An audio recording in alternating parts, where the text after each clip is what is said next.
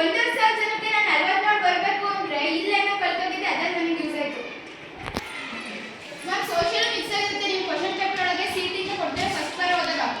ಬೇರೆ ಕಾಲೇಜಲ್ಲಿ ಏನೋ ಗೊತ್ತಿಲ್ಲ, ನಮ್ಮ ಕಾಲೇಜಲ್ಲಿ 10th ಏನು ಓದಿರ್ತೀವಿ ಅದೇ.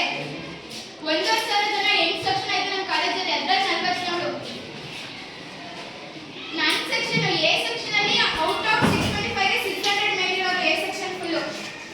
ಬಿ ಸೆಕ್ಷನ್ ಅಲ್ಲಿ 95 ವರ್ಗು ಇರೋರು. ಆ ಸೆಕ್ಷನ್ಗೆ 40 ಮೇಲೆ ಬರಬೇಕು ಅಂದ್ರೆ ನೀವು 10th ಅಲ್ಲಿ ಏನು ಓದಿರ್ತೀರಾ, ನಿಮ್ಮ ಮೆಮೊರಿ ಪವರ್ ಎಷ್ಟಿರುತ್ತೆ ಅದ್ರ ಮೇಲೆ ಬೇಸಿಸ್ ಮೇಲೆ ನೀವು ಅಲ್ಲಿ ಬರೋಕ್ಕಾಗೋದು. CET ಅಂತ ನೀವು ಎಕ್ಸ್ಪೆಕ್ಟ್ ಮಾಡಿದ್ರೆ ಕ್ವಶನ್ಸ್ ಇರಲ್ಲ. ಫಸ್ಟ್ ವಾರಕ್ಕೆ ನಡ್ಗೋಗಿದ್ದು ಕ್ವಶನ್ ಪೇಪರ್ ನೋಡಿ, ಅದೇನೋ ಸಿಂಪಲ್ ಕ್ವಶನ್ಸ್ ಅಟೆಂಡ್ ಮಾಡೋಕ್ಕೂ ಹೆದರಿಕೆ ಆಗುತ್ತೆ. ನೀವೇನು 10th ಅಲ್ಲಿ ಓದ್ತೀರಾ ಪ್ರತಿಯೊಂದು ಅಷ್ಟೇ ಸ್ಟಾರ್ಟಿಂಗ್ ಇಂದ ಹಾರ್ಡ್ ವರ್ಕ್ ಮಾಡಿ ಪಕ್ಕಾ ಸಕ್ಸಸ್ ಆಗ್ತೀರಾ. ಮತ್ತೆ ಯಾರು ನಾನು ಬಯಟ್ ಮಾಡಿ ಬರೀತಿದ್ದೀರಾ ಸುಳ್ಳಿನ ಮಾತು. ಬಯಟ್ ಮೇಲೆ ಏನಿರಲ್ಲ, ನೀವು ಏನು ಕಾನ್ಸೆಪ್ಟ್ ತಿಳ್ಕೊಂತೀರಾ ಅದನ್ನೇ ಬರೀಬೇಕು ನೀವು. ಇಲ್ಲ ನಾನು ಬುಕ್ಕಲ್ಲಿ ಹಚ್ಚಿಡ್ತೀನಿ ಅಂದ್ರೆ ಅಷ್ಟು ಚೆನ್ನಾಗಿ ಓದಿ. ನೀವು ಕಾನ್ಸೆಪ್ಟ್ ಅರ್ಥ ಮಾಡ್ಕೊಳ್ಳಿ. ಬಯಟಿಂಗ್ ಮೆಥಡ್ ಅಂತೂ ಹೋಗ್ಬೇಡಿ. ಬಯಟಿಂಗ್ ಅಂತ ಹೋದ್ರೆ ಫಸ್ಟ್ ಪೇಜ್ ದಬಾಕೊಂಡು ಮನೆ ಕಡೆಗೆ ಬರೋದೆ. ಒಂದು ಯೂನಿಟಿಗೆ 4 ಚಾಪ್ಟರ್ ಇರುತ್ತೆ ಬಯಾಲಜಿಲಿ. ನಾವೀಗ ಬೇರೆ ಫಿಸಿಕ್ಸ್ ಅಲ್ಲಿ 4 ಲೆಸನ್ಗೆ ಒದ್ದಾಡೋಗ್ತೀವಿ, ಅಲ್ಲಿ 13 ಲೆಸನ್ ಓದಬೇಕು ವರ್ಷಕ್ಕೆ. ಅದೇನೋ ನನ್ನ ಲೆಸನ್ 40 ಪೇಜ್ 50 ಪೇಜ್ ತನಕ ಇರುತ್ತೆ ದೊಡ್ಡ ದೊಡ್ಡ ಲೆಸನ್ ಅಂದ್ರೆ. ಒಂದು ಪೇಜ್ ಅರ್ಥ ಮಾಡ್ಕೋಬೇಕು ಅಂದ್ರೆ 1 ಅವರ್ ಬೇಕು. 1 ಅವರ್ಗೆ ಅವ್ರು ಎಷ್ಟು ಹೇಳ್ತಾರೆ, ಅವ್ರು ಏನು ಹೇಳ್ತಾರೆ ಅದೇ ವೇದವಾಕ್ಯ ಅಂತ ಎದ್ದು ಬರಬೇಕು. ಮತ್ತೆ ನೀವು ಡೌಟ್ ಕೇಳಬೇಕು ಅಂದ್ರೆ 8 ಗಂಟೆ ತನಕ ಅವ್ರನ್ನ ಕಾಯಬೇಕು. ಇಲ್ಲಿ ಕೊಟ್ಟಾಗ 20 ಮಾರ್ಕ್ಸ್ ನಿಜವಾಗ್ಲೂ ಅಷ್ಟು ಈಸಿಯಾಗಿ ಕೊಡಲ್ಲ. ನಿಮ್ಮ ಬಿಹೇವಿಯರ್ ಇಂದ ಹಿಡಿದು ನಿಮ್ಮ ಕ್ಲಾಸಲ್ಲಿ ಹೆಂಗೆ ಕೂತಿರ್ತೀರ ಅನ್ನೋದನ್ನ ಅಬ್ಸರ್ವ್ ಮಾಡಿರ್ತಾರೆ. ಹೇಳ್ಬೋದು 1,000 ಜನ ಸ್ಟೂಡೆಂಟ್ಸ್ ಅವ್ರೆ, ಅದು ಮ್ಯಾಟ್ರೇ ಆಗಲ್ಲ. 2 ದಿವಸಕ್ಕೆ ಎಷ್ಟು ನೆನ್ಪಿಟ್ಕೊಂಡಿರ್ತಾರೆ ಇವ್ರು ಹಿಂಗೆ ಇರ್ತಾರೆ ಅಂತ. 1,000 ಜನಕ್ಕೆ ರ್ಯಾಂಕಿಂಗು ಫಸ್ಟ್ ಫಿಕ್ಸ್ ಆಗ್ಬಿಡುತ್ತೆ. ಒಂದು ವಾರನೇ ಏರುಪೇರು ಆಗುತ್ತೆ. ಏನು 2-3 ಡಿಫ್ರೆನ್ಸ್ ಹೊಡಿತೆ ಅಷ್ಟೇ. ಹೋಗಿ 1 ತಿಂಗಳಾಯ್ತು, 1 ತಿಂಗಳಲ್ಲಿ ಮಿನಿಮಮ್ ಅದೇ 8 ಟೆಸ್ಟ್ ಬರ್ಸೋರೆ. ಅಷ್ಟರಲ್ಲೇ ಗೊತ್ತಾಗೋಗುತ್ತೆ ಯಾವ ಸ್ಟೂಡೆಂಟ್ಸ್ ಲೆವೆಲ್ ಎಲ್ಲೆಲ್ಲಿಗೆ ಅಂತ. ಯಾಕಂದ್ರೆ ಜೋರಾಗಿ ಓಡುತ್ತೆ ಅದಕ್ಕೆ ಚೆನ್ನಾಗಿ ಲಗಾಮ್ ಕಟ್ಟು ಓಡಿಸ್ತಾರೆ. ಯಾರಿಂದ ಹೊಡ್ಕೊಳುತ್ತೆ ಅದಕ್ಕೆ ಕಾಲೇಜ್ ಮನೆ ಕಡೆ ಕಳಿಸ್ತಾರೆ. ಫಸ್ಟ್ ಇಯರ್ ನೀವು ಸರ್ವೈವ್ ಆಗ್ಲಿಲ್ವಾ, ನೀವು ಮತ್ತೆ ರಿಟರ್ನ್ ಮನೆ. ನೀವು ಒಳ್ಳೆ ಕಾಲೇಜಲ್ಲಿ ಬೇಕಾ ಸೀಟು? ನಮ್ಗಿಂತ ಚೆನ್ನಾಗಿರೋ ಕಾಲೇಜ್ಗಳು ಐತೆ. ನೀನು ಎಕ್ಸಲೆಂಟ್ ಕಾಲೇಜ್ಗೆ ಹೋಗ್ಬೇಕು ಅಂದ್ರೆ 8 ಲಕ್ಷ ಕಟ್ಟಬೇಕು, ದುಡ್ಡು ಕಟ್ಟು ಹೋಗ್ತೀನಿ ಅಂತಂದ್ರೆ. ಅದೇ ಪರ್ಸೆಂಟೇಜ್ ಇದ್ರೂ ನಿಮ್ಗೆ ಎಷ್ಟು 1 ಲಕ್ಷ ಕನ್ಸೆಷನ್ ಕೊಡ್ತಾರೆ ಅಷ್ಟೇ. ಇವತ್ತು ನಮ್ಮ ಕಾಲೇಜಲ್ಲಿ 95, 98 ಬಂದಿರೋಕ್ಕೂ 1 ರೂಪಾಯಿ ಕಡಿಮೆ ಇಲ್ಲ ಫೀಸು. ಎಷ್ಟು ಅಂದ್ರೆ ಎಕ್ಸಲೆಂಟ್ ಕಾಲೇಜ್ ಬಿಟ್ಟು ಬಂದವ್ರೆ. ಯಾಕೆ ಅಂತಂದ್ರೆ ಟಾರ್ಚರ್. ನಮ್ದೇ ಜಾಸ್ತಿ ಇತ್ತು. 8 ಅವರ್ಸ್ ನಾವು ಕಾಲೇಜಲ್ಲಿ ಕುತ್ಕೊಬೇಕು. ಇವಾಗ ಮಂಡ್ಯದಿಂದ ಅಂದ್ರೆ ಬೆಳಗ್ಗೆ 8 ಗಂಟೆ ಬಂದ್ರೆ ಸಂಜೆ 8 ಗಂಟೆ ಬಿಡ್ತಾರೆ ಹೊರಗಡೆ. ಇವತ್ತು ಒಂದು MBBS ಸೀಟು 1 ಕೋಟಿ ರೂಪಾಯಿ, ಬರೀ ಒಂದು ಸೀಟು 1 ಕೋಟಿ. ಲೆಕ್ಕ ಹಾಕಿ 1 ಕೋಟಿ ಅಂತಂದ್ರೆ ಅದನ್ನೇ ಫ್ರೀಯಾಗಿ ಪಡಿಬೇಕು ಅಂದ್ರೆ ನಾವು ಸ್ವಲ್ಪ ಅಡಗು ಮಾಡಿದ್ರೆ ಸಾಕು 2 ವರ್ಷ. ಇವಾಗ ನಾವು ಚೆನ್ನಾಗಿ ಬಂದಿದ್ದೆ, ಅವ್ರ ಮಾರ್ಕ್ಸ್ 600 ಎಬೋ ಹೋಗಿದೆ.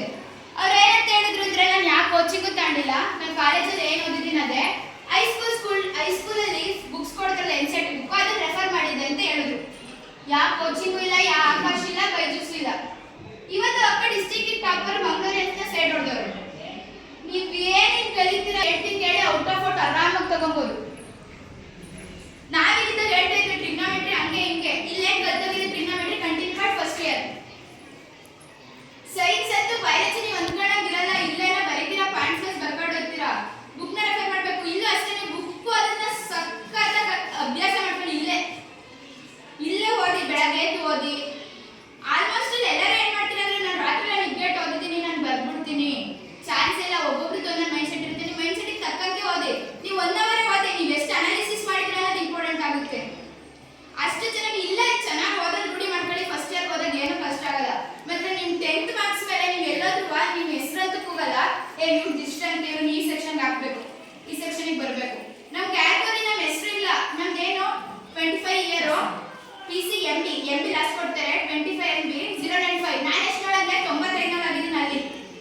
ಇಲ್ಲಿ ಎಷ್ಟು ನೋಡೋ 4 ಮತ್ತೆ ನಿಮ್ಮನ್ನು ಯಾರು ನೀನು ಏನು ಮಾಡ್ತಿದ್ಯಪ್ಪ, ನೀನು ಎಷ್ಟು ಬಂದಿದ್ದೆ, ನೀನು ಓದ್ಬೇಕಣಪ್ಪ, ಇಲ್ಲಿ ಏನು ಗೈಡೆನ್ಸ್ ಕೊಡ್ತಾರೆ ಯಾರು ಏನು ಹೇಳಲ್ಲ ನಿಮಗೆ. ನೀನು ಬರ್ತಾ ಇದೆಯಾ ಹೋಗ್ತಾ ಇದೆಯಾ, ಮನೆಗೆ ಫೋನ್ ಮಾಡ್ತಾರೆ ಕಡಿಮೆ ಬಂದಿದ್ದೆ ಬಂದು ಕರ್ಕೊಂಡು ಹೋಗಿ. ಪೇರೆಂಟ್ಸ್ ಇಲ್ಲಿ ಅಷ್ಟು ಕಷ್ಟಪಟ್ಟು ನಮ್ಮನ್ನು ಅಲ್ಲಿವರೆಗೂ ಕಳಿಸಿರ್ತಾರೆ. ನೀವು ಅದನ್ನು ಅಷ್ಟೇ ಮಾಡಲ್ಲ. ಯಾರೊಬ್ಬ ಚೆನ್ನಾಗಿರೋ ಫ್ರೆಂಡ್ಸ್ ಸಿಗ್ದ, ಒಂದು ಚೆನ್ನಾಗಿರೋ ಬಟ್ಟೆ ಹಾಕೊಂಡ್ ಬಂದ್ರೆ ನಾಳೆ ತಗೋಬೇಕು. ನಿಜವಾಗ್ಲೂ ಹೇಳ್ತೀನಿ ಕೇಳಿ.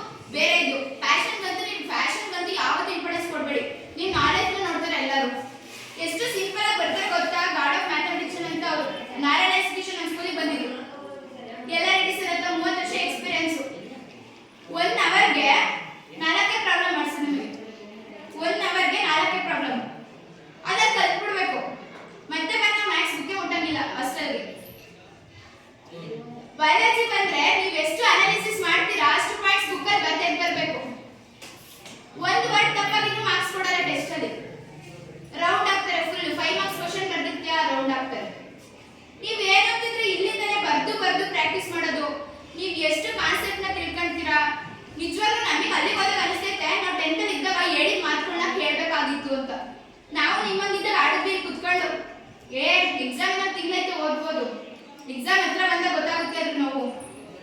ನಿಜವಾಗ್ಲೂ ಯಾರು ನೆಗ್ಲೆಕ್ಟ್ ಮಾಡಬೇಡಿ, ಯಾರ್ದು ಬ್ರೈನ್ ಕಮ್ಮಿ ಇಲ್ಲ, ಎಲ್ಲರೂ ಚೆನ್ನಾಗಿ ಓದ್ಬೋದು. ನಮಗೆ ಇವಾಗ ಅಲ್ಲ ಹೆಂಗ್ ಗೊತ್ತಾ ಫೀಲ್ ಆಗ್ತಿರೋದು, ಅಯ್ಯೋ ನಮ್ಗೆ ಎ ಸೆಕ್ಷನ್ ಮಿಸ್ ಆಯ್ತು ಮಾರ್ಕ್ಸ್ ನೋಡಿ. ನನ್ನ ಸೀನಿಯರ್ ಮಹಾಲಕ್ಷ್ಮಿ ಅಂತ ಇದ್ದಾರೆ, ಅವ್ರಿಗೆ ಇವತ್ತು ಅವ್ರು ಅಷ್ಟೆಲ್ಲ ಮಾರ್ಕ್ಸ್ ತೆಗೆದ್ರು ಸೂಪರ್ ಸೆಕ್ಷನ್ ಕೊಡ್ತಾ ಇಲ್ಲ ಅವರಿಗೆ, 10 ಬೇಸಿಸ್ ಇಲ್ಲ ಅಂತ.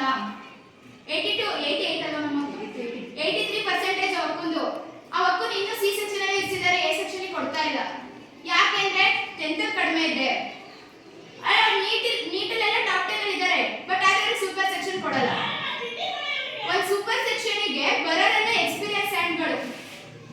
ಎ ಬಿ ಇ 3 ಸೆಕ್ಷನ್ ಇದೆ ನಮ್ಮ ಕಾಲೇಜಲ್ಲಿ. ಎ ಬಿ ಇ ಬರೋರೆಲ್ಲ ಫುಲ್ ಎಕ್ಸ್ಪೀರಿಯನ್ಸ್ ಹ್ಯಾಂಡ್ಸು.